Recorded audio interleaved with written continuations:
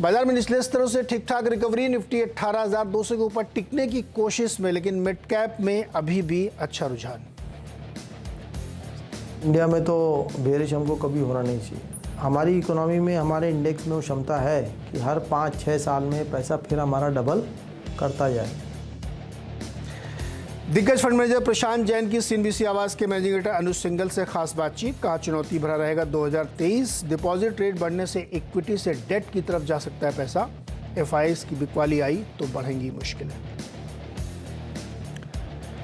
तीसरी तिमाही में अच्छे लोन ग्रोथ से छोटे प्राइवेट बैंक में जबरदस्त रौनक। सीएसबी बैंक और साउथ इंडियन बैंक में 8% की तेजी। फेडरल बैंक भी लाइफ हाई पर पहुंचा।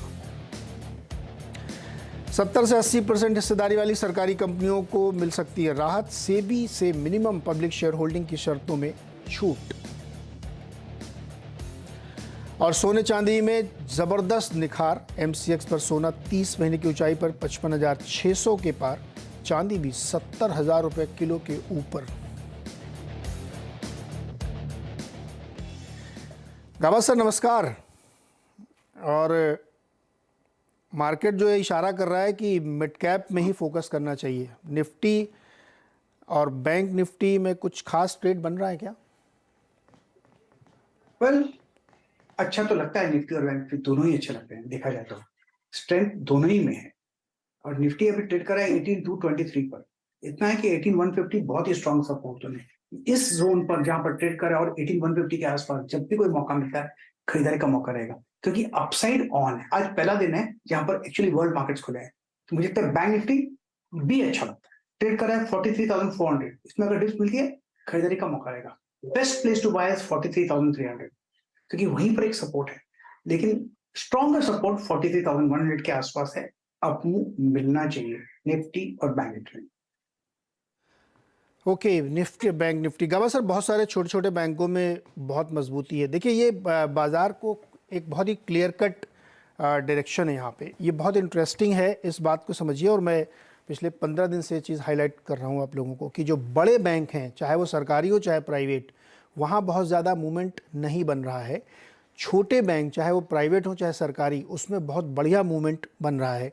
उनके बिजनेस अपडेट्स आ रहे हैं। ऐसा नहीं कि सरकारी या प्राइवेट बड़े बैंकों में कोई दिक्कत है, लेकिन छोटे बैंक बहुत ही अंडर वैल्यूड थे, इसलिए वहाँ पे मोमेंटम बना है। दुगने तिगने तक हो चुके हैं और स्टिल वो वहाँ पे एक रफ्तार बनती हुई दिख रही है। तो शायद इस ट्रेंड को यहाँ पे ध्यान रखना चाहिए। और इसीलिए आप बैंक निफ्टी कहीं भी जाए, लेकिन स्मॉल बैंक्स में एक बड़ी तेज़ी यहाँ पे बनती हुई दिख रही है। लेकिन जैसी खबरें वैसा रुझान भी इसमें बनता हुआ दिख रहा है। गावा सर फेडरल बैंक पे आपकी राय चाहिए। फेडरल बैंक किस तरह से लग रहा है आपको? मुझे फेडरल बैंक अच्छा ही लगता है। बिल्कुल बाई मोड पर है। पिछले दिन आज भी काफी अच्छी बाइंग हो रही है फेडरल बैंक में। अब ट्रेड कर रहा है 138.9 के आसपास। मुझे तो आज का लो अगर संभाल लें तो मेरे ख्याल से आपको मिलना चाहिए। नेक्स्ट टेक्निकल टारगेट करीब 145 के नजर आते हैं, लेकिन वहां पर रुकेगा नहीं लगता मुझे। फेडरल बैंक का जो बाइंग है उसके हिसाब से 150 तक भी जा सकता है। इतना है कि हमको स्टॉक्स का ध्यान देना पड़ता है और कुछ नहीं। लेकिन यस, फेडरल बैंक अच्छा लगता है। गाबा सर राहुल ने 18,600 की कॉल ऑप्शन लिए निफ्टी के 88 रुपए पर। क्या करना चाहिए इनको? अब ट्रेड कर रहा है निफ्टी 18,000 के करीब, 18,223। थोड़ा आउट ऑफ द मनी लिया है, लेकिन लिया है तो आप होल्ड कीजिए। बिल्कुल आज का लो संभाल लीजिएगा बस जब तक उसके ऊपर है। अपसाइड तो ऑन है। 18,500 अभी निकल जाएगा तो 18,600 बहुत जल्दी चला जाएगा। लेकिन ये स्पाई मोड पर है। लेकिन इतना है कि थोड़ा दूर का लिया है। आसपास लेने तो अच्छा रहता है। दूर का है भैया, थोड़ा सा सावधानी इसमें आपको बरतना चाहिए। एक सवाल और क्विकली लेते हैं। सेल में स्वप्निल ने बिकवाली कर दी है। ओहो, कल तो मैंने इस पर बाय सिग्नल दिया था। नहीं माफ मांगिए सर, रुकिए एक मिनट सर, गलती। खरीद रखे 125 पे 1,500 शेयर। 125 में सेल खरीदा है, नॉट पॉसिबल। अभी तो ट्रेड करा है 87 में से।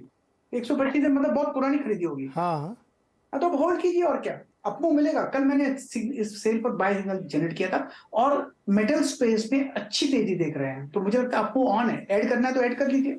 एक मिनट इसका बड़ा चार्ट दिखाइए 3-6 महीने का, उससे अंदाजा लगे कि इन्होंने कब खरीदा है।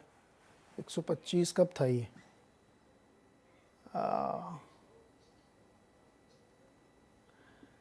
बड़ा मुश्किल है सर, ये तो पता नहीं कब इन्होंने 125 खरीदा। खैर नहीं, जो भी है आपको गाबा सर ने राय दे दी है, वहाँ पे आपको ध्यान रखिए। मुझे नहीं लगता कि सर मेटल में उतनी बड़ी तेज़ी बनेगी कि अब स्टॉक यहाँ से 30% 40% चलेंगे। इनकी कॉस्ट तो बहुत दूर है, लेकिन जो ऐड करेंगे वो करीब 100 के आसपास बेच सकते हैं, तो मुनाफा हो जाएगा, कॉस्ट कम होगी। मेटल स्पेस में थोड़ी सी 50 मार्जिन आएगा। ओके, कुछ कॉलर भी ले लेते हैं हमारे साथ। मिथुन कुमार पश्चिम बंगाल से जुड़ रहे हैं। मिथुन जी नमस्कार, बताइए क्या हाल चाल है? हेलो जी हेलो। हाँ भैया नमस्कार, मैं मिथुन कुमार नंदी रामपुरहाट वेस्ट बंगाल से बोल रहा हूँ सर। बताइए मेरा क्या बजाज सवाल है? सबका 1709 रुपया में खरीदारी है, 91 पीस। क्या करना है अभी, बेचना है क्या? नहीं सर, हाँ। होल्ड करेंगे कितने दिन तक होल्ड करेंगे एक आप? दो साल। 1-2 साल होल्ड करेंगे। अब सर बजाज फिनसर्व देखिए 1709 पे खरीदा इन्होंने, साल 2 साल होल्ड करना चाहते हैं। बजाज फिनसर्व ना, वेल साल 2 साल के लिए कंपनी तो अच्छी है, बिल्कुल होल्ड भी करना चाहिए। अब लगता है सपोर्ट जोन 1500 से अच्छा लिया है, साल 2 साल पकड़ना है। बजाज फाइनेंस, बजाज फिनसर्व दोनों ही अच्छे लगते हैं, होल्ड कीजिए, बिल्कुल सेफ स्टॉक। होल्ड करिएगा मिथुन जी, सेफ है, अच्छा स्टॉक। राजेश मिश्रा, रीवा मध्य प्रदेश। राजेश जी क्या सवाल है आपका? जी सर नमस्कार। जी नमस्कार। सर मैंने यूको बैंक लिए थे सर, 650 शेयर 35 रुपए के भाव से, लेकिन सर ये डाउन जा रहा है धीरे धीरे। ऊपर भी तो गया था। ऊपर गया था तो उस समय मैंने लिए नहीं थे सर, मैंने 15 दिन पहले ही लिए हैं। गावा सर 15 दिन पहले लिए हैं यूको बैंक हाँ 35 रुपए पर। देखिए, यूको बैंक ने बहुत अच्छी तेजी देखी है, 12 रुपए से 38 रुपीज तक पहुंचा। फास्ट होगा, जब फास्ट कोई दौड़ता है तो थकता भी तो है ना, अब वो थकान से। लेकिन आपने लिया है, उसके बाद कहते हैं कि इमीडिएटली बाहर ऊपर जाए 10 मिनट के अंदर, ऐसा नहीं होता। अब साइडवेज जोन पर है, थोड़ा अगर डिप आएंगे भी, आ भी जाता है तो नथिंग टू वरी, होल्ड कीजिए, फिर एक अपमूव मिलेगा, उस अपमूव का एडवांटेज अगर निकल सकते हैं। लेकिन आपने जब दौड़ते दौड़ते लिया है, वैसा नहीं होता। 35 पे लिया तो अभी 32 है। राजेश जी स्टॉप लॉस कुछ सोचा था, मन में लगाया था क्या? सर सोच रहा था कि 34 तक जाएगा तो इसको कर देंगे सर। तो अब तो 33 चला गया, क्या किया आपने? नहीं अभी तो कुछ नहीं किया है। क्यों नहीं कुछ किया? प्रॉफिट जब लिया है तो कुछ प्रॉफिट दे के जाए इस चक्कर में सर। अब मान लो ये 20 रुपए आ गया तो फिर सर उसको और खरीदेंगे थोड़ा, अगर 20 आया एवरेज देंगे। नहीं आप क्या ट्रेडर हैं, आप इन्वेस्टर हैं, क्या हैं आप? मतलब क्या स्ट्रेटजी क्या आपके दिमाग में थी कि कैसे करेंगे कि जब खरीदा है और जब प्रॉफिट आएगा, ये आपके दिमाग में था ना? तो मान लीजिए 10 साल बाद प्रॉफिट आता है तो सर लॉन्ग टर्म में उसको होल्ड करेंगे सर। गावा सर इनसे जीत पाना आ जाओ सर, बहुत मुश्किल है ये, हर परिस्थिति में तैयार है। बताइए। देखिए, नॉर्मल रिटेल का ये माइंडसेट है कि मैंने खरीदा तो मैं राइट हूं, हाँ। इसके ऊपर जाएगा तो मैं बेचूंगा नहीं, क्योंकि ऊपर और जाएगा। जब ऊपर जाके नीचे आएगा तो फिर रिग्रेट करूंगा कि अरे बेचना चाहिए था। लेकिन नीचे आया तो मैं राइट हूं, लेकिन इसको ऊपर आना पड़ेगा, ऐड कर लूंगा, लेकिन मैं राइट हूं। ये निकाल देना चाहिए मन में सब कि मैं राइट हूं। दिक्कत वहां आती है, मार्केट राइट है, आप राइट नहीं है, आप गलत हो सकते। प्रॉफिट दिखता है तो निकाल लो, लेकिन आप जब तय करेंगे नीचे आएगा तो ऐड करूंगा, ऊपर जाएगा तो नहीं बेचूंगा क्योंकि और ऊपर जाएगा, ऐसा माइंडसेट में आपका लॉस गारंटीड है। प्लीज मेरी रिक्वेस्ट है हाथ जोड़कर, प्रॉफिट दिखता है तो लेते रहिए, कम से कम पार्शियल बुकिंग और प्रॉफिट कीजिए। If you are right add कीजिए, if you are wrong never add. बिल्कुल सही। राजेश जी आप टीवी के सामने है ना, तो आप ये चार्ट देखिए यूको बैंक का, 12 महीने में 150%, और छोटा पीरियड दिखाएंगे तो और ज्यादा 178% 3 महीने में। जो स्टॉक ऑलरेडी 3 महीने में दुगना हो चुका है और आप टॉप पे खरीद रहे हैं, आप स्टॉप लॉस नहीं लगा रहे हैं, तो आप बहुत बड़ी गलती कर रहे हैं। ठीक है, 10% आपके बाइंग से नीचे है, 10 से 12% तक की। हाँ 10 से 12% से डाउन है। तो अब अभी जब भी आप कोई भी स्टॉक खरीदें, वो ऊपर गया हो ना गया हो, फ्लैट पड़ा हो, लेकिन आप ट्रेडिंग के लिए खरीदें तो स्टॉप लॉस लगाइए। ये थोड़ी कि एक बार खरीद लिया मैं ट्रेडर के तौर पे, अब मैं ट्रेडर भी हूँ, स्विंग ट्रेडर भी हूँ, पोजिशनल ट्रेडर भी हूँ, फिर मैं लॉन्ग टर्म इन्वेस्टर भी हूँ। ऐसे आप पैसा नहीं बना पाएंगे। इसलिए अगर ट्रेडिंग के लिए तो स्टॉप लॉस जरूर लगाएं। अब ध्यान रखिएगा कि जब 35 से ऊपर आपका ये स्टॉक जाए तो आप एक ट्रेलिंग स्टॉप लॉस लगाइएगा और फिर उसके हिसाब से ट्रेड करिए। अदरवाइज आप पैसा नहीं बना पाएंगे, आप शेयर होल्डर बने रहेंगे इसमें लंबे समय तक, इसमें कोई शक नहीं है। चलिए अगला सवाल है अरशद का, गाजियाबाद से। अरशद क्या सवाल है आपका? एससीसी का शेयर लिया थे 3020.90 रुपीज के भाव पे, उसका शॉर्ट टर्म का टारगेट क्या हो सकता है? गावा सर 2090 पे लिया है इन्होंने, 2090 पे लिया था ना? हाँ जी सर। ये चार्ट प्लेट हटाइए, गलत है। 35 रुपये थोड़ी लिया इन्होंने, 20 रुपये 90 पैसे लिया, इनको फ़ायदा है। गाबा सर बताइए क्या करें शॉर्ट टर्म के लिए HCC में, फ़ायदा और होगा क्या? हो सकता है, लेकिन थोड़ा स्ट्रेच है, इतना बता दूं मैं, थोड़ा स्ट्रेच है, थोड़ा अनस्ट्रेचिंग होगी तब दिक्कत आएगी। अब 25-23 के आसपास निकल जाइए, प्रॉफिट जो मिला अपना।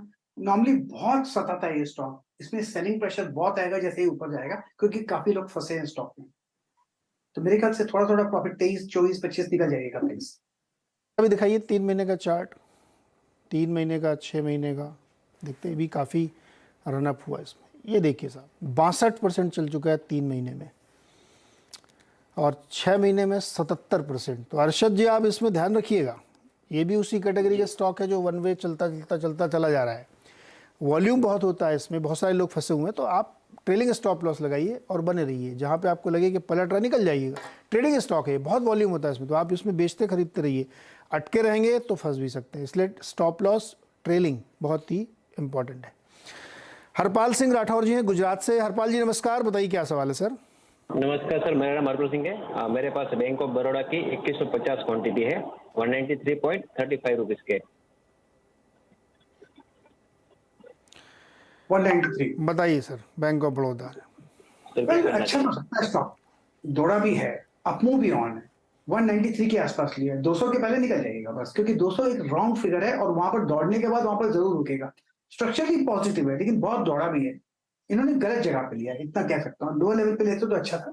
एनीवे 200 के पहले निकल जाएगा, जाना चाहिए मेरे ख्याल से वहां पर।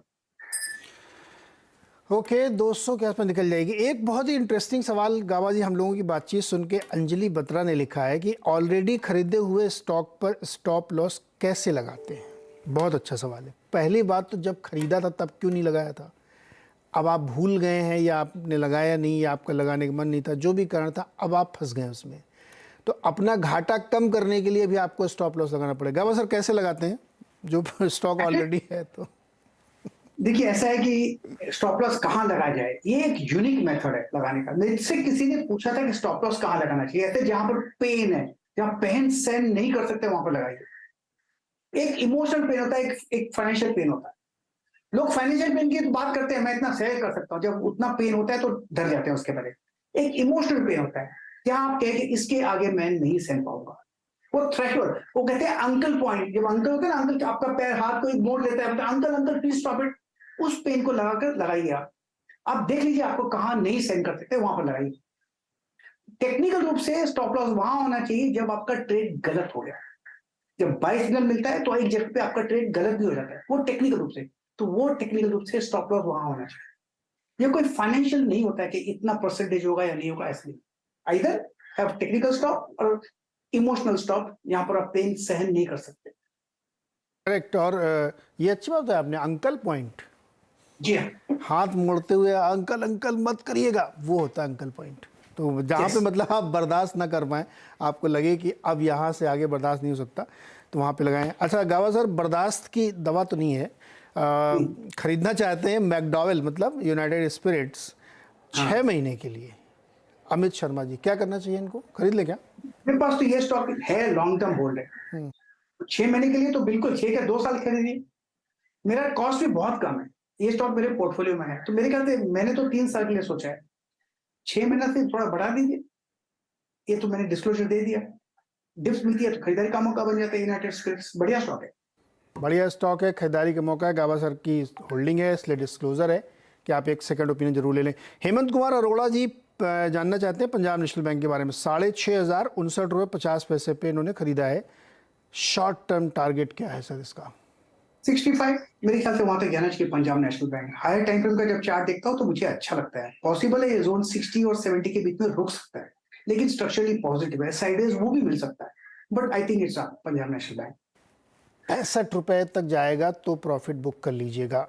इंदौर चलते हैं, अंशुम हमारे साथ हैं। अंशुम, आपको मेरी आवाज़ आ रही है? हाँ जी नमस्ते। आपका नाम अंशुम है? हेलो हेलो, अपना नाम प्रोनाउंस करिए, बोलिए अपना नाम क्या है आपका? हाँ मैं अंशुम बलदुआ बोल रहा हूँ इंदौर से। जी। मेरा सवाल है, मैंने फैक्ट लिया है 1250 शेयर्स 311 रुपए में। ओके, तो शॉर्ट टर्म व्यू है, तो क्या करना चाहिए? Gaba sir fact short term view है, अभी इनको प्रॉफिट हो रहा है और एक बहुत ही ड्रीम रन रैली इसमें देखने को मिली है फैक्ट में, क्या करना चाहिए इनको? 2 दिन से गिरावट आ रही है, प्रॉफिट बुक कर लेना चाहिए अभी तुरंत चार्ट दिखाइए, चार्ट इसका। Yes, fertilizer corporation, yes chemical 2 दिन से सर्किट पर है। तो नॉर्मली मुझे सर्किट का स्टॉक अच्छा नहीं लगता, चाहे अपसाइड सर्किट या लोअर साइड सर्किट। ये लोअर सर्किट है, इसलिए निकल जाना चाहिए, मौका मिले। प्रॉफिट मिल रहा है, दे दीजिए। हाँ, एक महीने में अंशुम जी 130% चला है। यस यस, इसलिए निकल जाना चाहिए। 3 महीने में 200%। ये सब वो स्टॉक हैं जिन्होंने बहुत बड़ी रैली दिखाई है, तो आपको प्रॉफिट बन रहा है। गाबा सर कह रहे हैं कि प्रॉफिट निकाल लेना चाहिए, क्योंकि ये सर्किट टू सर्किट जो चलते गिरते हैं ना, ये थोड़ा सा रिस्की हो जाते हैं फिर। एंट्री मिलती नहीं है, एग्जिट मिलता नहीं है। हाँ, तो ये ध्यान रखिएगा इसमें अंशुम जी। आप चाहें तो इसमें से प्रॉफिट बुक कर सकते हैं। कुलदीप सिंह हमारे साथ लुधियाना से जुड़ रहे हैं। कुलदीप जी नमस्कार, बताइए क्या सवाल है सर? हाँ जी, गुड मॉर्निंग जी। Good morning sir. मेरे पास जेबी केमिकल के 3790 शेयर हैं, 3790 शेयर्स। तो ये आईपीओ में लिए थे 85-86 में, 1000 रुपया लगाया था, फिर राइट्स आया था 70 रुपीज का, तो टोटल इन्वेस्टमेंट 13,000 की है। अभी मेरे पास 3790 शेयर है। क्या बात है। इन्वेस्टमेंट मेरी सिर्फ 14,000 की है बस। 14,000 की इन्वेस्टमेंट है और 3790 शेयर हो गए हैं। एक शेयर का भाव 19,500 रुपये है। गाबा सर 29 पैसे का भाव पड़ रहा है इनको। जीरो भी लगा देते पॉइंट के आगे, नहीं लोग 29 रुपये समझ लेंगे। कुलदीप जी क्या सोच के आप इतने दिन तक बन रहे हैं, क्योंकि इस स्टॉक ने, इस कंपनी ने बीच में बहुत बैड फेज भी देखा है। बैड फेज तो देखा ही नहीं इसने कभी भी। मैं तो इसको वॉच करता हूँ पिछले 30 साल से। हाँ, लेकिन कभी जाके एक जगह रुक जाता था जरूर इसका रेट। तो वही मैं कह रहा हूँ, वो फेज था। सुनिए ना सर, सुन तो लीजिए कुलदीप जी। बैड फेज ये है कि जब आप 85 से आज 2022 तक होल्ड किए हुए हैं, बहुत लंबा ड्यूरेशन है, बीच बीच में बैड फेज मतलब स्टॉक परफॉर्म ही नहीं कर रहा है, ठंडा हो, तो आपको मन नहीं हुआ कभी बेच दें इसको? नहीं, जरूरत नहीं पड़ी पैसों की। पैसे की जरूरत नहीं पड़ी, इसलिए आपने सोचा कि पड़े रहने दीजिए।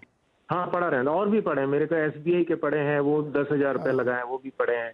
और रिलायंस के पड़े हैं पुराने। आईसीआईसी बैंक में 1000 रुपया लगा है। अब ये बताइए, एक मिनट सुनिए ना कुलदीप जी, अब इसमें आप क्या जानना चाहते हैं? आपकी कॉस्ट तो ऑलमोस्ट जीरो है और आपने इसको उस हर दौर से देखते हुए अब यहाँ पे अच्छी कमाई हो गई है आपकी, तो अभी आप क्या जानना चाहते हैं? बेचने का मन है क्या अभी? तो मैं जानना चाहता हूँ, क्या इसको मैं बेचूं या और ले लूं या होल्ड करूं या किसी और शेयर में शिफ्ट करूं जहां ये अब जिसमें पोटेंशियल ज्यादा हो? अभी जब ये ठीक चल रहा है तो अब इसको क्यों बेचना चाहते हैं आप?